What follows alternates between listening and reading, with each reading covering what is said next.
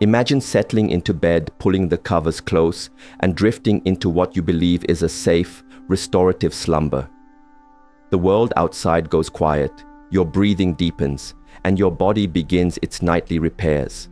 But what if, in the deepest shadows of the night, a silent betrayal is taking place? What if the one thing you do every single evening, a simple, thoughtless habit you've had for decades, is quietly setting the stage for a catastrophic event? A hidden danger that arrives without pain, without warning, and without a sound, waiting for the perfect moment to steal your future. You could go to bed feeling perfectly fine, with no chest pain, no dizziness, no slurred speech to signal that anything is wrong. Yet, by morning, everything could have changed. You might awaken to a world that feels tilted and strange, your own body suddenly a prison. You try to speak, but only confusing sounds emerge. You try to lift your arm, but it lies limp and unresponsive. A stroke. Silent, sudden, and devastatingly life-altering. All because of something as commonplace as the way you sleep. As a brain doctor, I have seen this heartbreaking scenario unfold far too many times, not as a result of smoking, poor diet, or a lack of exercise, but because of common sleeping habits that millions of seniors believe are perfectly safe. They are not. Tonight, we will pull back the curtain on this invisible threat. We will walk through the most dangerous sleeping positions and nighttime routines that could be dramatically increasing your risk of stroke, brain bleeds, or dangerous blood pressure spikes, especially during those quiet, vulnerable hours when your brain is supposed to be healing. If you or someone you love is over the age of 60, this information is not just interesting, it could be the key to saving a life, perhaps even your own. So please, read closely. Your tomorrow may depend on it. Sleeping flat on your back with no pillow. System like a sophisticated plumbing network.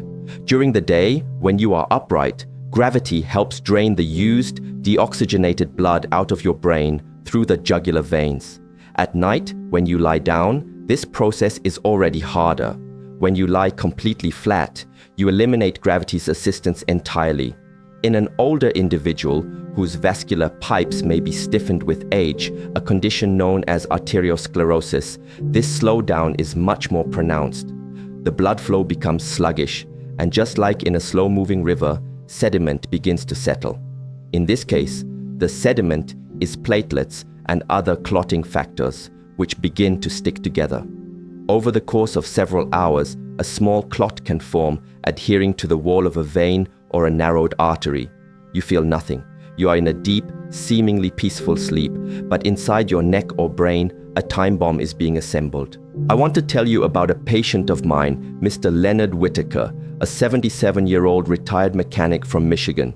He was a strong, fiercely independent man who still spent his days fixing lawn mowers in his garage, the smell of oil and cut grass a permanent fixture of his life. He took immense pride in his ability to diagnose an engine's problem by sound alone. Every single night, for as long as he could remember, he would lie down flat in his bed, no pillow, just the cool mattress beneath him and his hands folded on his chest, a habit he'd picked up in the Navy. He swore it helped him sleep more deeply than anything else, aligning his spine and letting him reset. One Tuesday morning, his wife Mary went to wake him. The sun was streaming through the blinds and the birds were chirping, but Leonard was just lying there, seemingly half awake but utterly unable to speak. His eyes were open, but they were filled with a terrifying confusion, a look of someone trapped behind a glass wall. One side of his face had fallen, his familiar smile replaced by a slack, unfamiliar line. He tried to lift his right arm to reach for her, but it remained on the sheet, limp and useless.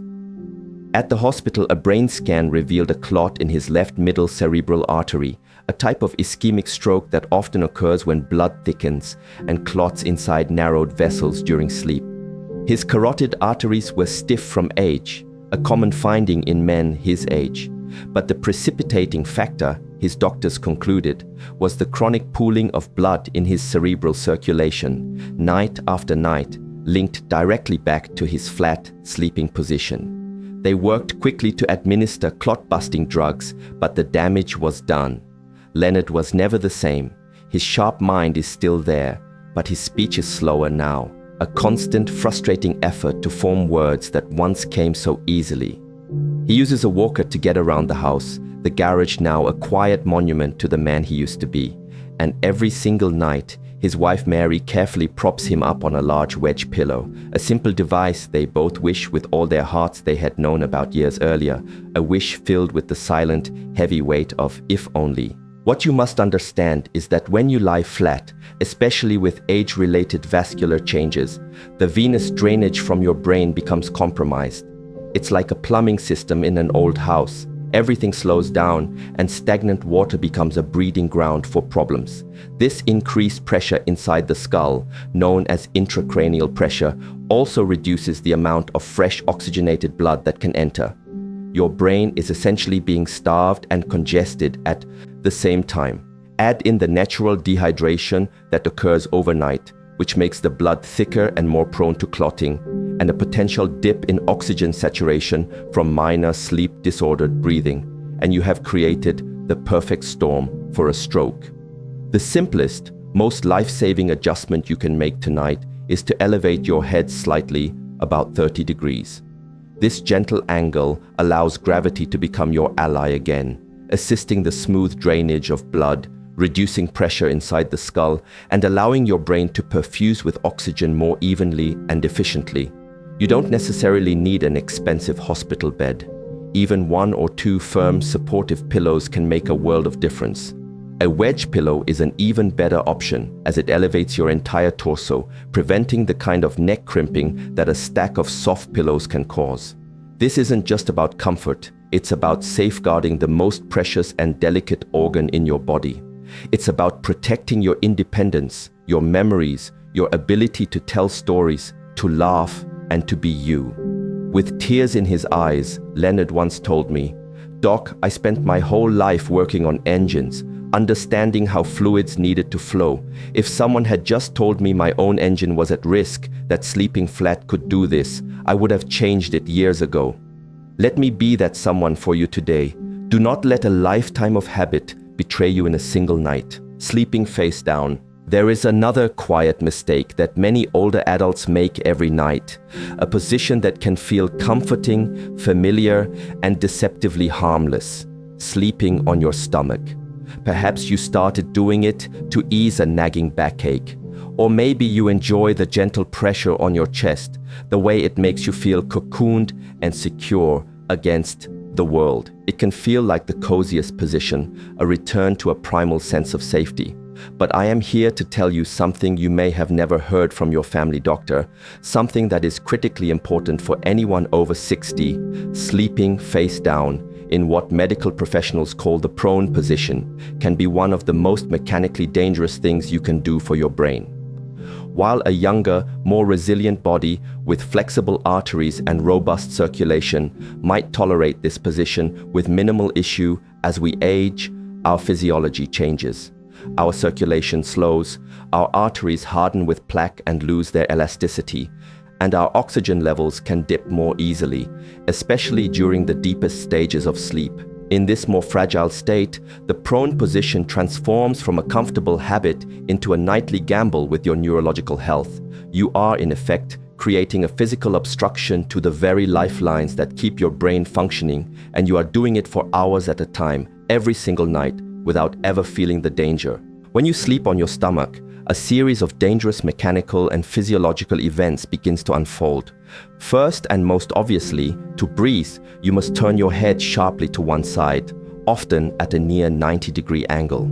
This extreme and sustained rotation can compress the vertebral arteries, the 2 critical lifelines that run up through the vertebrae of your spine to supply oxygen-rich blood to the back of your brain. This region, which includes the cerebellum and the brainstem, controls your balance, coordination, vision, and even your consciousness. But the danger doesn't stop there. This posture also puts sustained pressure on the carotid arteries in your neck, the main conduits of blood to the front and middle. Parts of your brain, especially if your head sinks into a soft pillow or mattress. The flow of blood is constricted, as if you were stepping on a garden hose. Simultaneously, the veins that are supposed to carry deoxygenated blood away from the brain become kinked and obstructed, causing blood to back up and pool. Stagnant blood begins to collect and thicken, and in vulnerable individuals with pre-existing atherosclerosis or other vascular issues, it forms clots. These clots can sit there silently for hours, like a ticking time bomb, waiting for the natural surge in blood pressure that occurs in the early morning to dislodge them and send them hurtling directly into the delicate and intricate network of vessels in the brain. The result is often a massive, sometimes fatal stroke, which occurs without any preceding pain or warning. I will never forget Mrs. Ethel Lawson, an 82-year-old retired school teacher from Ohio. She was known in her community for her beautiful cursive handwriting on thank you notes and the steady, graceful way she tended her rose garden.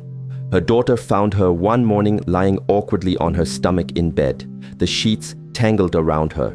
Her speech was a garbled, nonsensical mess, and her entire left side was unresponsive, limp as a rag doll.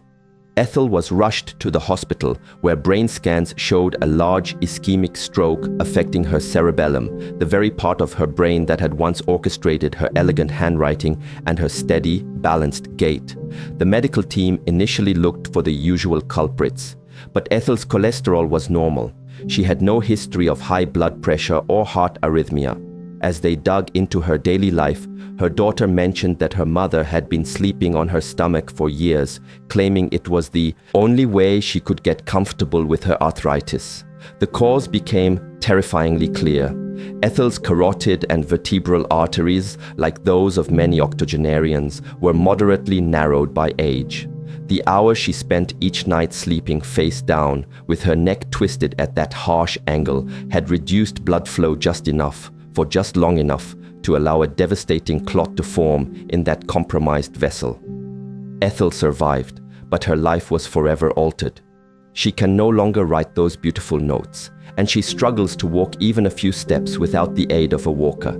Every time we meet for a follow-up, she tells me, with a profound sadness in her eyes, I had no idea something as simple as how I slept, something that felt so comfortable, could nearly take my life and steal my independence. The science supporting this warning is stark and unambiguous. Medical studies using Doppler ultrasound have shown that in the prone position, with the head fully rotated, vertebral artery flow can be reduced by more than 40% in some individuals.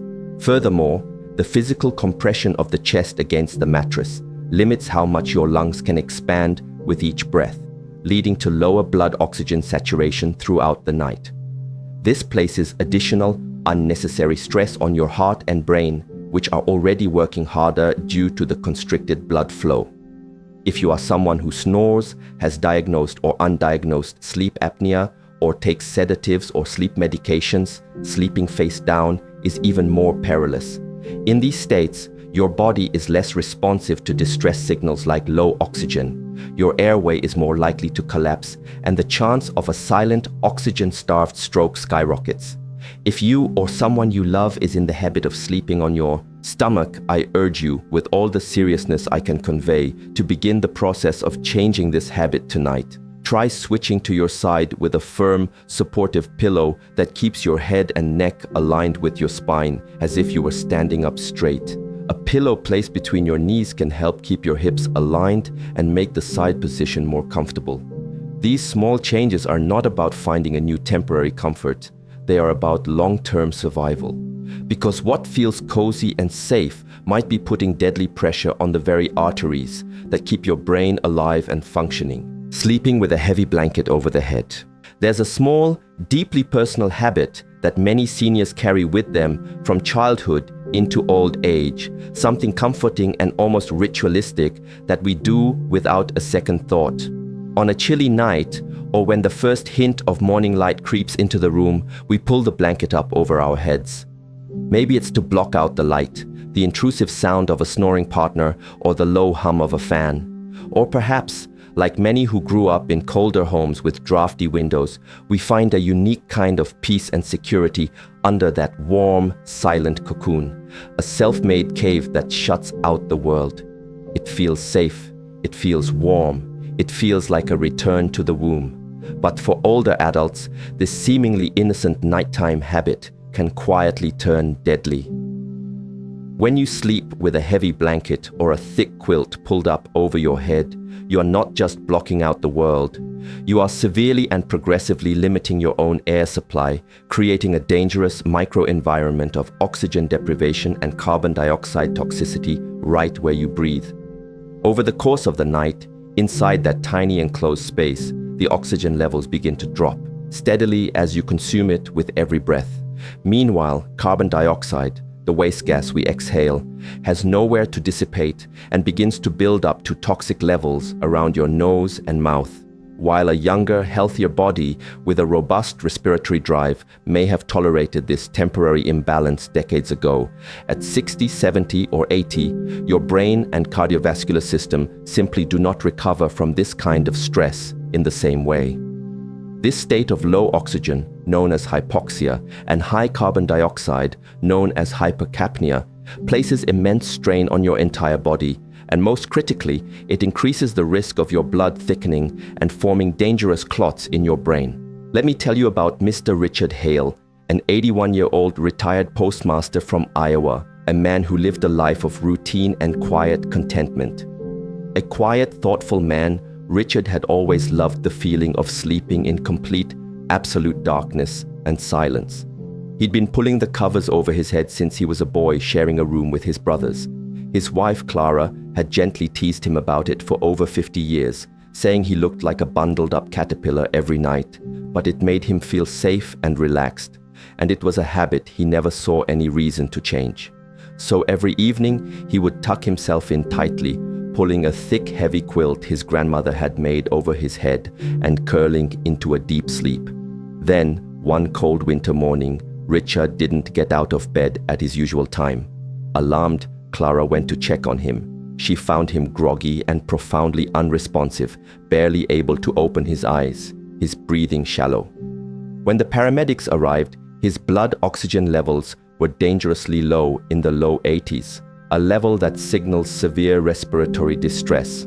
A scan at the hospital revealed he had suffered a silent stroke in the early morning hours. A clot had formed and lodged in a small vessel deep within his brain, in an area known as the thalamus. He hadn't suffered from high cholesterol or a heart condition. The doctors, after ruling out other causes, pointed to a primary risk factor they see more often than people realize: chronic, self-induced nocturnal hypoxia. His lifelong habit of sleeping with restricted airflow under a heavy blanket, combined with the normal age-related thickening of his blood, had finally caught up with him. He had in essence been slowly suffocating his own brain night after night for decades. During the deep stages of sleep, your brain is not merely resting, it is performing critical maintenance. The glymphatic system, the brain's unique waste clearance network, is most active during this time, flushing out metabolic byproducts and toxins like amyloid beta. This entire process is highly dependent on a consistent and generous flow of oxygen. When you are under the covers rebreathing stale air, your oxygen levels plummet. Your heart, sensing the distress, tries to compensate by beating faster and harder, and your blood pressure begins to fluctuate wildly, putting immense stress on fragile, age-hardened blood vessels. This, combined with the dehydration that naturally occurs overnight, creates the perfect environment for a blood clot to form. The most terrifying part of this entire scenario is that you would never know it's happening. You don't feel a stroke caused by hypoxia. You simply go to sleep feeling warm and safe, but your brain is being starved of the one element it needs most to survive and repair itself. By the time the damage is done, you may wake up a completely different person, with new deficits in memory, speech, or motor control if you wake up at all. The solution is simple and requires no sacrifice of comfort. Instead of pulling the covers up over your head to block out the world, try wearing a soft, contoured sleep mask to block out light and using foam or silicone earplugs to muffle sound. Keep your room cool, but ensure your bedding is breathable. This isn't about giving up your feeling of comfort and security. It's about protecting your brain by giving it the one thing it needs most to survive the night: fresh, clean, oxygen-rich air. Sleeping upright in a recliner. For many older adults, a comfortable night's sleep in a traditional flat bed can feel like a distant, unattainable memory. achy joints, a stiff spine from arthritis, the burning discomfort of acid reflux, or the frightening sensation of shortness of breath when lying down, orthopnea, can make lying flat an agonizing experience. This often leads to one common, seemingly practical solution: the recliner chair. You may know someone who has abandoned their bed altogether for the familiar, comforting embrace of their favorite chair. Or perhaps that someone is you. Night after night, sleeping in the recliner becomes a routine, a soft blanket, the television humming in the background, the chair angled just so. It feels safe, it feels supportive, and for many, it's the only way to get any sleep at all. But what feels like a sanctuary can sometimes be a silent trap. As a brain doctor, I have seen with my own eyes how this very position, sleeping upright in a recliner for extended periods, can slowly and insidiously increase the risk of a specific and dangerous type of stroke by compromising the circulation in the lower half of your body. The comfort it provides in the short term can come at a devastating, long-term cost, one that is rarely discussed outside of hospital corridors. The human body was designed to rest horizontally, a position that allows blood and oxygen to flow evenly and without significant opposition from gravity. When you sleep in a semi-upright position, such as in a recliner, you are putting your circulatory system at a distinct and prolonged disadvantage. Gravity begins to pull blood downward, away from your brain, while simultaneously the angle of the chair compresses the major veins in your legs and at the crease of your hips, particularly the popliteal vein behind the knee and the femoral vein in the thigh. The result is sluggish blood flow that begins to pool in your lower limbs. This condition, known as venous stasis, dramatically increases the risk of deep vein thrombosis, DVT, a serious condition where blood clots form in the deep veins of the legs. In a younger, more active person with strong vessel walls and efficient circulation, this might not be as immediately dangerous. But after the age of 60, the situation changes drastically. The blood is naturally thicker and more prone to clotting, the vessel walls have grown less flexible, and the heart often pumps with less force.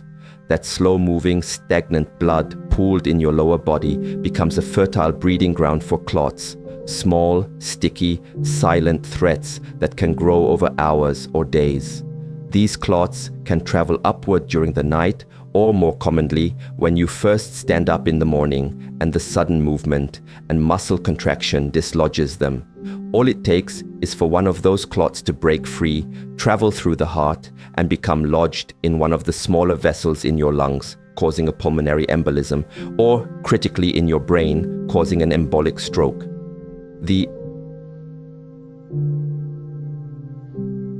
I want to tell you about Mrs. Barbara Keene, 79, a retired florist from Kentucky. She was a lovely woman with a sharp memory, a wonderful laugh, and the gentlest smile. She began sleeping in her big plush leather recliner 5 years ago after a hip surgery made lying flat in her bed too painful. "Just until I feel better," she told her daughter. But the pain lingered, and over time, the recliner became her permanent bed. She would wake up feeling stiff, and her ankles were often swollen, but she managed her days well, still enjoying her garden and her weekly bridge game. She never connected her swollen ankles or the occasional dizzy spell upon standing with any serious danger.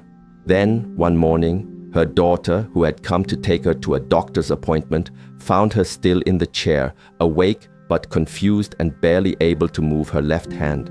She hadn't felt a thing, no headache, no chest pain, no warning whatsoever. But a scan at the hospital revealed she'd had a lacunar stroke, a small, deep stroke caused by a tiny clot that had traveled from elsewhere in her body and lodged in one of the tiny perforating arteries inside her brain. She had no major heart condition like atrial fibrillation that would typically be the source of such a clot. But she did have classic signs of poor venous circulation from years of sleeping upright in a compressed position. Looking back, the warning signs were all there: the swollen legs, edema, the achy calves, the frequent feeling of dizziness upon standing. But she, like so many others, never imagined that her comfortable, helpful recliner could become a stroke trap.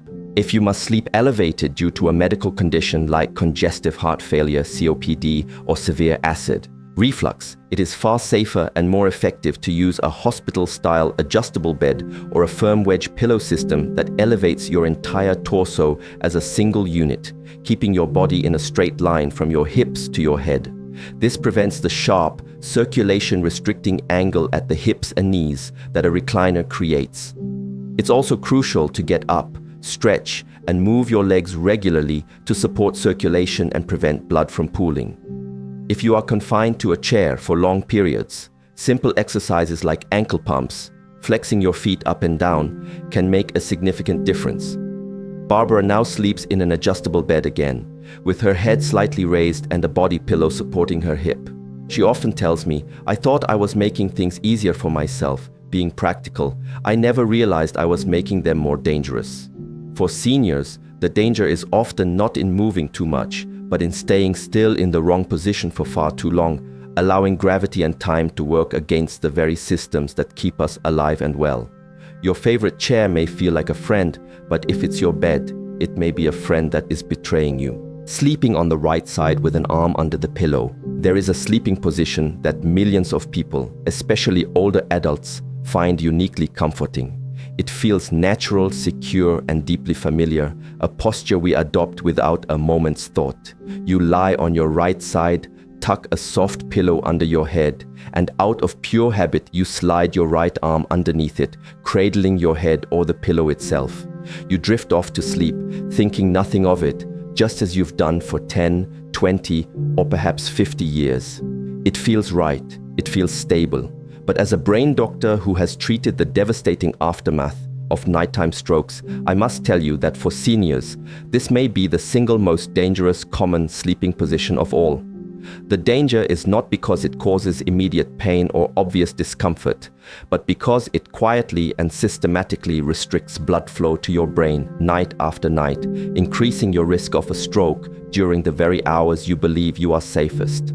This is a betrayal born from comfort, a silent threat hiding within a lifelong habit. When you lie on your right side with your arm wedged under your head or pillow, you are putting direct, sustained pressure on the major arteries and veins in your neck, shoulder, and armpit. Specifically, this position can compress the right carotid artery, one of the two main highways for blood traveling to the front part of your brain, and the subclavian artery, which supplies blood to your arm and also gives rise to the vertebral artery. When these critical vessels are compressed for hours at a time, the flow of oxygenated blood slows to a trickle. At the same time, the jugular vein on that side gets squeezed, impeding the drainage of deoxygenated blood away from the brain. In the quiet stillness of sleep, this combination of poor inflow and poor outflow causes blood to become stagnant and begin to thicken, creating the perfect conditions for a clot to form. That clot might stay in place for hours, a silent menace. But then you shift slightly in the early morning, or your blood pressure naturally rises with the sunrise as your body prepares to wake. This change in pressure can be enough to dislodge the clot, sending it traveling directly upward into the intricate vascular network of your brain. In a matter of seconds, a part of your brain is starved of oxygen. A stroke occurs. Let me share the story of Mr. Ellis Randall, a 75-year-old Vietnam veteran from North Carolina. He was a strong-willed, fiercely independent man who prided himself on his physical fitness, walking 2 miles every single morning. He always slept on his right side, just as he had in the barracks in the military, with his right arm curled tightly under his pillow for support. It felt protective, solid.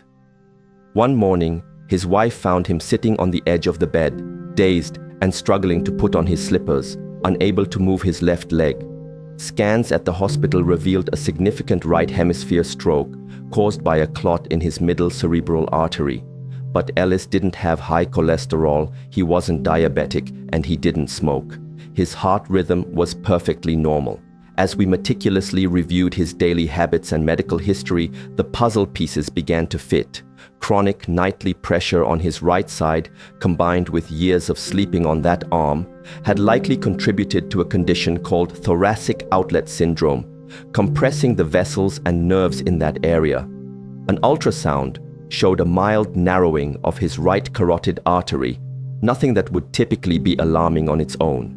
but because he had been unknowingly reducing the blood flow through that already compromised vessel for 8 hours every single night, a clot had formed silently in his sleep. Ellis survived, but his mobility is now limited, and his left side has a persistent weakness. He once said to me quietly, his voice full of a grief that was hard to witness, "I survived a war. I never thought the way I slept could betray me like that, could take me down in my own bed." This position doesn't just affect your arteries, it also compresses the brachial plexus, a complex and delicate bundle of nerves that runs from your neck, through your shoulder and into your arm. You might have experienced a mild version of this yourself, waking up with a dead arm that is numb and tingly. Over time, this chronic nerve compression can send distress signals to your brain and disrupt your normal sleep cycles without you even realizing it, contributing to a state of low-grade inflammation and stress. The solution to this hidden danger requires a conscious change in a deeply ingrained habit. It is time to make a life-altering adjustment. Try consciously switching to your left side. Sleeping on the left side is often recommended by gastroenterologists as it can help with acid reflux, and by cardiologists as it may improve heart circulation by reducing pressure on the aorta. Most importantly, keep your arms resting forward or alongside your body, never underneath your head or pillow. To make this comfortable, use a contoured memory foam or cervical pillow designed to fill the space between your neck and shoulder, keeping your head in perfect alignment and reducing any pressure on these key vessels and nerves. It may feel strange at first, but this one small change in habit can protect your independence, your memory, and your ability to live the life you've earned. Frequent tossing and turning. There's a kind of restlessness that often creeps in as we age, the inability to stay asleep for more than a couple of hours at a time, the frequent waking, the constant shifting from one side to the other in a frustrating search for a comfortable position. You might chalk it up to normal aging, a touch of arthritis, a full bladder, or just a bad night's sleep. But what if I told you that this pattern of tossing and turning all night long may be more than just a nuisance? What if it's a desperate warning sign from your brain, a signal of an underlying and untreated problem? And worse, what if the very act of this restless, fragmented sleep is itself a trigger for a stroke? When the deeply restorative and neurologically stabilizing process of sleep is interrupted again and again, especially in older adults with more fragile vascular systems, the consequences can be quietly devastating. The enemy here is not a single bad position, but the instability of having no consistent restful position at all. Every time you move sharply in bed, rolling over abruptly, repositioning your head, or twisting your neck, you are temporarily altering the blood flow to and from your brain. In a healthy 30-year-old with flexible, responsive arteries, the body compensates for these shifts instantly and seamlessly. But at 70 or 80, the story is very different, with arteries that may be stiffened by atherosclerosis, veins that are less elastic, and blood pressure that may already be poorly regulated. Each of those sharp movements can create brief but dangerous periods of reduced circulation, a state known as hypoperfusion. This unstable, fluctuating circulation can lead to blood pooling temporarily in the vessels of the neck. More importantly, this type of fragmented sleep prevents your body from entering the deep restorative stages, where blood pressure is meant to naturally and consistently lower. Instead, your blood pressure may remain elevated or fluctuate wildly throughout the night, putting continuous stress on the delicate lining of your arteries. This chronic instability and inflammation can damage the vessel walls, making them more susceptible to the formation of clots. These clots aren't caused by a single obvious event like a major heart arrhythmia. They are born from the chaotic environment of